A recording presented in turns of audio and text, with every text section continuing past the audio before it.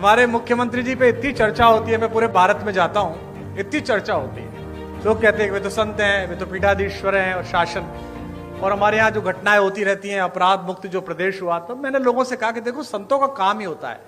दो प्रकार के संत हैं। एक संत वो हैं जिनसे सज्जन व्यक्ति मिलता है और मिलते ही मोक्ष को प्राप्त करता है। एक हमारे महाराज जी हैं, दुष्ट व्यक्ति दिखता है, मिलता है और फिर मोक्ष को प्राप्त करता है। दोनों प्रकार से साधन संपन्न है।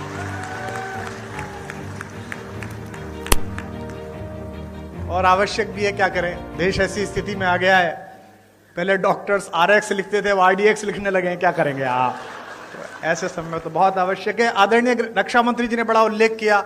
मेरा सौभाग्य रहा कि अटल जी की कृपा, उनका स्नेह मुझ पर भी रहा और वो लगातार अपने घर पर एक गोष्ठी करते थे जिसमें रक्षा मंत्री जी की उपस्थिति होती थी, आदरणीय दिनेश भैया की उपस्थिति होती थी।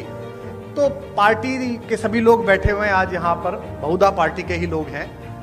तो दो प्रकार, तीन प्रकार की पीढ़ियां पार्टी में आ गई हैं। अटल जी की पीढ़ी थी जिसमें आदरणीय अडवाणी जी, जोशी जी, वो एक पीढ़ी थी। फिर आदरणीय रक्षा मंत्री जी की, प्रधानमंत्री जी की एक पीढ़ी आई। अब एक तीसरी पीढ़ी हमारे यशस्वी मुख्यमंत्री जी की, देवेंद्र फडणवीस जी की। तीन पीढ़ियां लगातार काम कर रही हैं और तीनों के दृष्टिकोण में अंतर है। अटल जी कहते थे कि आपके घर पर कोई कूड़ा फेंके तो आप स्वयं साफ कर दो। मोदी जी की, राजनाथ जी की पीढ़ी कहती है कि आपके घर पे कूड़ा फेंके तो आप उससे ही साफ कराओ। और मुख्यमंत्री जी की पीढ़ी कहती है कि आपके घर पर कोई कूड़ा फेंके तो आप कूड़े को भी साफ करो। आप में से कुछ कम लोग समझे, इसके लिए मैं आपका आभारी हूं। समय की मर्यादा है, सीमा है। मैं केवल एक कविता सुनाऊंगा, चूंकि आदरणीय मुख्यमंत्री जी को जाना है और वे बहुत व्यस्तता उनके बीच है, समय है। अटल जी जैसे लोग किसी देश में शताब्दी में एक होते हैं। जैसा राजनाथ जी ने कहा, आदरणीय रक्षा मंत्री जी ने, कि पद बड़ा हो जाना महत्वपूर्ण नहीं है, कद बड़ा हो जाना महत्वपूर्ण है। और मैंने स्वयं देखा, हम लोग BA की पहली साल में पढ़ते थे। हमारे यहाँ के एक यशस्वी पत्रकार थे शिव कुमार गोयल जी, आदरणीय राजनाथ जी उनसे परिचित थे। अटल जी उनके साथ वंदे मातरम में संपादक थे, वे सह संपादक रहे थे। हमने एक कवि सम्मेलन कराया, एक कार्यक्रम कराया, सृजन महोत्सव, और हमने उनसे कहा कि अटल जी को बुलवा दीजिए। अटल जी उस समय विपक्ष में थे, उस बार चुनाव नहीं जीत पाए थे। तो हमने बुलाने के लिए गए और वो आ गए। और हम उस कार्यक्रम को संपन्न करने के लिए कहीं से धन जुटा रहे थे।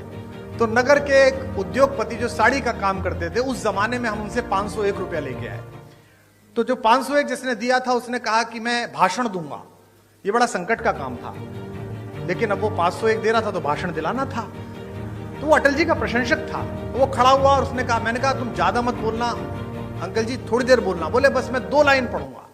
और उसने खड़े होकर कहा कि आज अटल जी आए हैं, बस मैं ये 2 पंक्ति पढ़ना चाहता हूं कि शहीदों की चिताओं पर लगेंगे हर बरस मेले। वो अटल जी के लिए कह रहा। अटल जी बहुत ठहाका मार के हंसे, लेकिन उस आदमी के संकोच को, जो पूरा मंच से घूर रहा था, उन्होंने ठहाके से दूर किया। और जब भी मैं उनसे मिलने के लिए जाता था, दर्शन के लिए मिलने जाता था, प्रणाम करते थे, उन्हें बाप जी कहते थे, तो अक्सर पूछते थे, अरे भाई उनके क्या हाल है जिन्होंने मुझे जीवित शहीद बनाया था, वे कैसे हैं। तो वह बड़ा कद होना कि आप किसी बात का बुरा ना मानो, आप सदाशयता से लो। लखनऊ वालों, आपका सौभाग्य है, आपके संसदीय क्षेत्र का सौभाग्य है कि यहां से अटल बिहारी वाजपेयी जैसे कीर्ति पुरुष ने संसद में शोभा बढ़ाई। और आज मुझे अपनी तालियों के बीच यह कहने की अनुमति भी दें कि अगर एक राजनीतिक विचार का विश्वविद्यालय है अटल बिहारी वाजपेयी, तो इस समय भारतीय राजनीति में उनके सच्चे प्रतिनिधि आपके इस समय के सांसद हैं, जो उसके कुलपति हो सकते हैं, जो आदरणीय रक्षा मंत्री जी हैं। मैं एक कविता सुनाकर अपना स्थान लूंगा। आप बहुत दूर से आए हैं, मैं क्या करूं, घर जाऊं तुम्हारे? हाँ? मतलब हद हो गई, ऐसा ही बुलाने वाला ऐसे ही आने वाले। इतने बड़े बड़े भाषण सुनता हूं। आज बजट का भाषण में सुन रहा था मुख्यमंत्री जी का, बजट में ये हुआ, बजट में ये हुआ। मैं पूरा भाषण इस चक्कर में ही सुन गया कि इस बार बजट में हमने ब्रजेश पाठक को पैसे दिए कि कुमार विश्वास को दिया करो। लाइनें नहीं आई वो वाली, बाकी सब आई, एक लाइन नहीं आई। उसके बाद मैंने बंद कर दिया। मैंने कहा अब खत्म है, अब चलो, अब जो मिलना ही नहीं है। 32-33 साल हो गए इसी क्रम को चलते हुए, छात्र राजनीति से लेकर आज तक ना मुझे मिला ना उसने दिया। तो अब जितना मिल रहा है बेटा, ये लाल लभाव में मिल रहा है जो मिल रहा है। हाँ, मैं एक कविता आपको सुना रहा हूं। आधी सदी बीत गई जीवन की और मैं कभी भी वैष्णो देवी नहीं गया था। हमारे यहां ये धारणा है कि भगवान जब बुलाते हैं, भगवती जब बुलाती है, तभी जाना पड़ता है। तभी पहुंचना पड़ता है। इस बार नवरात्र में वहां के ट्रस्ट का आदेश आया कि पहली नवरात्रि पर माता के द्वार पर आप कुछ सुनाइएगा। तो मैंने सोचा कि जो भजन चल रहे हैं, जो कविताएं चल रही, उन्हें तो क्या सुनाना, कुछ नया लिखना पड़ेगा। तो मैंने एक कविता लिखी और पिछले साल से इस साल के बीच में जो प्राथमिक रूप से कुछ कविताएं लिखी हैं, उनमें यही एक श्रेष्ठ कविता मुझे लगती है। और यहां पर एक संत व्यक्तित्व भी मंच पर हैं जो संयोग से हमारे मुख्यमंत्री हैं, मैं उनको भी समर्पित करता हूं। आदरणीय रक्षा मंत्री जी और सभी यहां पर लोग बैठे हैं, उनको भी समर्पित करता हूं। पहली पंक्ति को आप पकड़ लेंगे, उसे गुनगुनाएंगे, गाएंगे तो मुझे अच्छा लगेगा। निवेदन करता हूं, जो लोग मोबाइल रिकॉर्ड कर रहे हैं वो आराम से सुने तो ज्यादा बेहतर लगेगा। आपकी तालियां ही मेरा पारिश्रमिक है, इस बात का आप ध्यान रखें। कि भवानी, पहली पंक्ति आ रही है, इसे संभालिएगा। मैंने वहां द्वार पर बैठकर मां को क्या सुनाया कि भवानी सुन लो राम कहानी, भवानी सुन लो राम कहानी, भवानी सुन लो। जब तक आपकी आवाज नहीं आएगी, चाहे मुख्यमंत्री जी जाएं चाहे ना जाएं, यही लाइन चलेगी। भवानी सुन लो राम कहानी, भवानी सुन। रोज नई लगती है लेकिन है ये परम पुरानी। अगली पंक्ति जो समझ जाएंगे उनकी तालियां बनेंगी। रोज नई लगती है लेकिन है ये परम पुरानी, वही कहानी एक जो तुमने, वही कहानी एक जो तुमने दो जन्मों में मानी। भवानी सुन लो राम कहानी, भवानी सुन लो, भवानी सुन लो राम कहानी। इस कहानी में क्या है, जिस कहानी का समर्थन भी बहुत है और विरोध भी पर्याप्त ही हुआ, कि मात पिता का मान भाइयों के स्नेह का मानक। आपकी वाह मिले। मात पिता का मान भाइयों के स्नेह का मानक, सत्य सनातन परंपरा का युग युग अमर कथानक, सत्य सनातन परंपरा का युग युग अमर कथानक। इसको गाकर धन्य हुई ऋषि वाल्मीकि की वाणी। अगली पंक्ति पर पूरा हॉल गूंजेगा। इसको गाकर धन्य हुई ऋषि वाल्मीकि की वाणी, इसकी महिमा इसकी गरिमा, इसकी महिमा इसकी गरिमा बजरंगी ने जानी। भवानी सुन लो राम कहानी, भवानी सुन लो राम कहानी, भवानी सुन लो, भवानी सुन लो। अपना कोई आदर नहीं है, कोई सम्मान नहीं है। किसका, कौन इतना कविता का इतना आदर कहां से हो कि इतने महत्वपूर्ण लोग बैठे और अपना समय दें।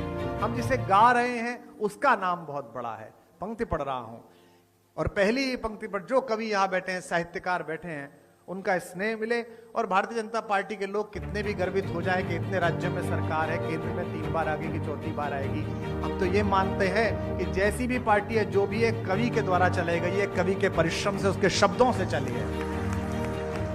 कि तुलसी तुलसी से, तुलसी तुलसी से पावन हो गए कथा यह गाकर,